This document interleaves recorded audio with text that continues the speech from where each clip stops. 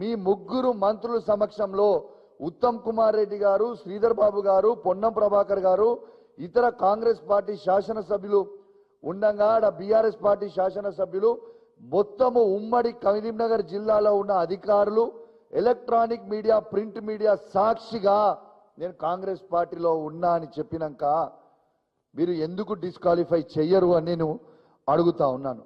మళ్ళా దీని తర్వాత నన్ను అంటుండు ప్రశ్నించుర్రి అన్నాడు. ఎస్, నేను ప్రశ్నించిన, నాకు ప్రశ్నించమని చెప్పిన ఆదర్శం ఎవరు?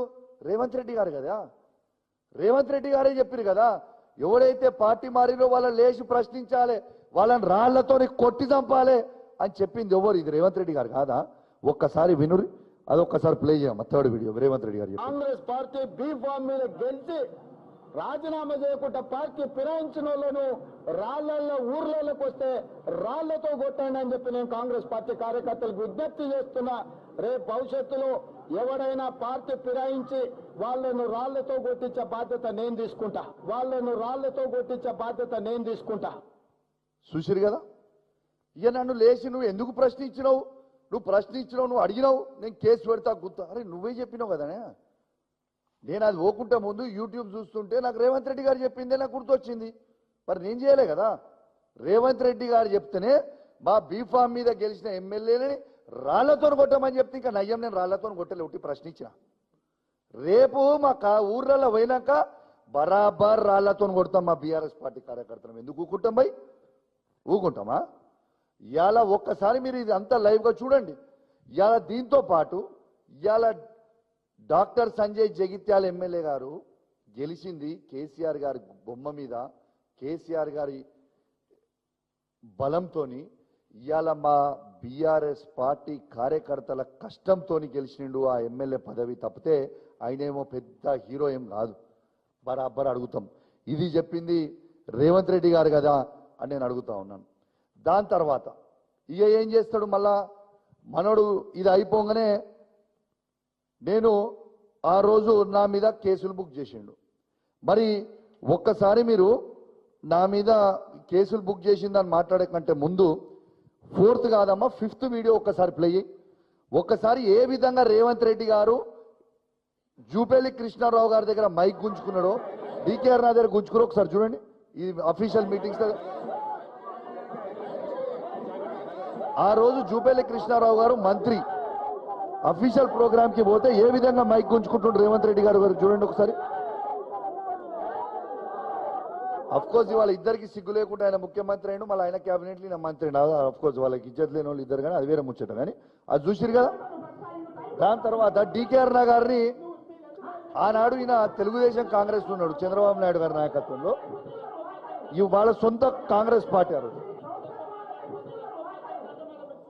ఏ విధంగా తిడుతుండ్రు చూడండి. ఒక మహిళా మంత్రి ఆ రోజు రివ్యూ మీటింగ్ లో ఏ విధంగా తిడుతున్నారు చూడండి. ఒక్కసారి చూడరు. నీ పని మీదే ఉంటాడట, ఏముంటాడో మరి పని మీద. ఒక్కసారి ఇలా మీరు లైవ్ గా వీడియో చూసిరు కదా. దాంట్లో ఆనాడు కాంగ్రెస్ పార్టీయే కదా ఇవాళ ఈయన ఏదైతే పార్టీలో ముఖ్యమంత్రి ఉన్నారో అదే కాంగ్రెస్ పార్టీలో ఉన్న డీకే అరుణ గారు ఆ రోజు మంత్రిగా ఉన్నప్పుడు నువ్వు నోటికొచ్చినట్టు మాట్లాడితే నీ మీద ఆ రోజు కాంగ్రెస్ ప్రభుత్వం, ఆ రోజు ఉన్న కాంగ్రెస్ ప్రభుత్వం నీ మీద కేసు పెట్టలేదే.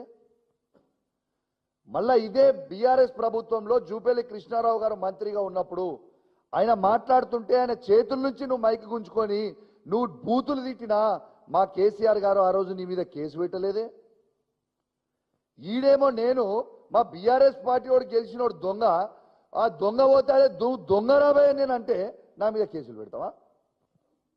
నువ్వు దొంగని? అసలు నేను నిజంగా తెలంగాణ ప్రజలారా ఒక్కసారి మీరు ఆలోచన చేయండి. ఇయాలని ఒక దొంగని దొంగ అంటే, ఒక దొంగతనం చేసిన తర్వాత నువ్వు దొంగ అంటే అది కూడా తప్పంటే ఎట్లా అని నేను అడుగుతా ఉన్నాను. ఇలా బీఆర్ఎస్ పార్టీ బీఫామ్ మీద గెలిచిన సంజయ్ పోయి కాంగ్రెస్ పార్టీలో చేరడం ఇది తప్పు, ఇది 100% తప్పు అని నేను నిలదీస్తే నా మీద కేసులు పెట్టి జైలుకు పంపుతా అంటే ఇది కరెక్టా అని చెప్పి నేను అడుగుతా ఉన్నాను. తెలంగాణ ప్రజల్లారా ఒక్కసారి ఆలోచన చేయండి, గమనించండి. ఏ విధంగా ఈ రేవంత్ రెడ్డి గారి ప్రభుత్వం ఏ విధంగా కేసులు పెట్టి హరాస్మెంట్ చేస్తా ఉన్నారో ఒక్కసారి మీరు ఆలోచన చెయ్యండి అని మీ అందరు కూడా విజ్ఞప్తి చేస్తా ఉన్నాను. నీతి నిజాయితీ కోసం మాట్లాడితే కూడా, రైతుల పక్షాన మాట్లాడితే కూడా, యువకుల పక్షాన మాట్లాడితే కూడా, పేద మహిళల పక్షాన మాట్లాడితే ఇవాళ కేసులు పెడతా అంటే ఇది న్యాయమా? ఒక్కసారి మీరు ఆలోచన చేయండి అని నేను అడుగుతా ఉన్నాను. కేసులు ఎందుకు పెడుతుండు? ఇలా దాదాపు నా మీద 28 కేసులు పెట్టిండు. దేనికోసం పెట్టిండు? ఇలా నువ్వు ఇచ్చిన 6 గ్యారెంటీలు ఎందుకు ఇస్తలేవని గట్టిగా అడుగుతున్నాను. రైతులకి రైతు భరోసా ఎందుకు ఇస్తలేవని గట్టిగా అడుగుతున్నాను. రైతులకి రుణమాఫీ ఎందుకు ఇస్తలేవని గట్టిగా అడుగుతున్నాను. 24 గంటల ఫ్రీ కరెంట్ సరిగ్గా ఎందుకు ఇస్తలేవని అడుగుతున్నాను. ఇలా రైతు బీమా టైంకి ఎందుకు ఇస్తలేరని అడుగుతున్నాను. ఇలా ప్రతి మహిళలకి 2500 రూపాయలు ఎందుకు ఇస్తలేవని అడిగినందుక, ఇలా కళ్యాణ్ లక్ష్మితో పాటు తులం బంగారం ఇస్తా అన్నావు, ఎందుకు ఆ తులం బంగారం ఇస్తలేవని అడుగుతున్నందుక, ఇలా పిల్లలు ఫుడ్ పాయిజనింగ్ అయి చనిపోతా ఉన్నారు, వాళ్ళకి సరిగ్గా భోజనం పెట్టు అన్నట్టుగా అడుగుతున్నందుకు కేసులు పెడుతున్నావా? ఇలా కేసీఆర్ కిట్టులు కంటిన్యూ చేయని నేను గట్టిగా అడుగుతున్నాను, కేసులు పెడుతున్నావా? ఇలా గర్భిణీ స్త్రీలకి న్యూట్రిషన్ కిట్లు ఎందుకు ఇస్తలేవని అడుగుతున్నందుకు కేసులు పెడుతున్నావా? ఇలా కంటి వెలుగు ఆ తాతలకి అవ్వలకి ఇలా కంటి వెలుగు, ఇలా వాళ్ళకి ఫ్రీగా కంటి ఆపరేషన్లు కానీ ఫ్రీగా అద్దాలు ఎందుకు ఇస్తలేవంటే కేసులు పెడుతున్నావా? తాతలకి అవ్వలకి 4000 రూపాయల పెన్షన్ ఇస్తా అన్నావు, ఎందుకు ఇస్తలేవని అడుగుతుంటే కేసులు పెడుతున్నావా? ఇలా వికలాంగులకి ఇలా 4000 నుంచి 6000 రూపాయల పెన్షన్ చేస్తా అన్నావు, ఎందుకు చేస్తలేవని అడిగితే కేసులు పెడుతున్నావా? ఇలా ఆటో డ్రైవర్లకి మద్దతుగా ఉంటా అన్నావు, ఎందుకు ఉంటలేవని అడిగితే కేసులు పెడుతున్నావా? ఇలా రైతు కూలీలకి 1,02,00,000 మంది రైతు కూలీలు ఉన్నారు, నువ్వు కేవలం 10 లక్షల మంది రైతు కూలీలకే ఇలా 12,000 ఇస్తున్నావు, మరి మిగతా ఉన్న 92 లక్షల మంది రైతు కూలీలు ఏమి కావాలని అడిగితే కేసులు పెడుతున్నావా? దేనికోసం పెడుతున్నావు కేసులు? ఇలా నేను ఒక్కటే అడుగుతా ఉన్నా, రేవంత్ రెడ్డి గారు మీరు కేసులు పెడుతున్నారు నా మీద, మరి నాదైతే ఒక్కటి కూడా ల్యాండ్ గ్రాబింగ్ కేసులు నా మీద లేవు, చీటింగ్ కేసులు నా మీద లేవు, కిడ్నాప్ కేసులు నా మీద లేవు, మర్డర్ కేసులు నా మీద లేవు, అటెంప్ట్ మర్డర్ కేసులు కూడా నా మీద లేవు. నిన్న నన్ను అరెస్ట్ చేసి తీసుకుపోయి ఏం చెప్తాడు? నా మీద పీడీ యాక్ట్ పెట్టి 6 నెలలు నేను బయటికి రాకుండా విశ్వ ప్రయత్నం చేసిండు నిన్న రేవంత్ రెడ్డి గారు. నేను ఒక్కటే అడుగుతున్నా, మరి రేవంత్ రెడ్డి గారు ఇప్పుడే నేను రేవంత్ రెడ్డి గారు అఫిడవిట్ చూస్తా ఉన్నా, రేవంత్ రెడ్డి గారి మీద ఉన్న కేసులు ఎన్ని తెలుసా మీ అందరికీ? 89 కేసులు.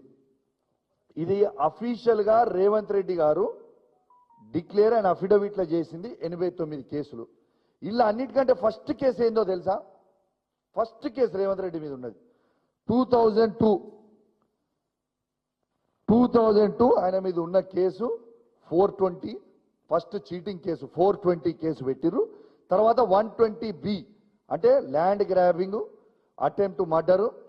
మళ్ళీ తర్వాత 120B మీద ఏంటంటే మీకు చదువుతా ఆ సెక్షన్ కూడా, 120B criminal conspiracy, punishment for conspiracy to commit and offence which can be related to land grabbing or murder. ఇది ఈయన చేసేది.